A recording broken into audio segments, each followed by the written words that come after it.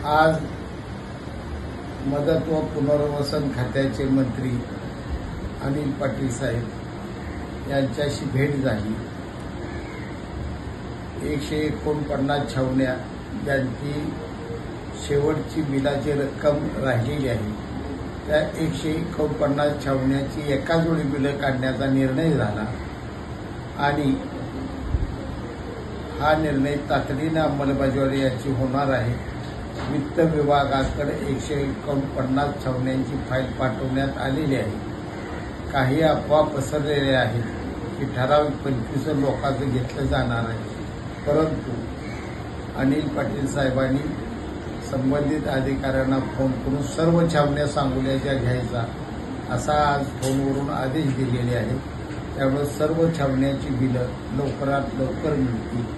त्यामुळे छावणीधारकांनी या बाबतीत कोणतीही भीती बाळगू नये। सर्वांची बिलं लवकर मिळणार आहे अशी खात्री बाळगावी।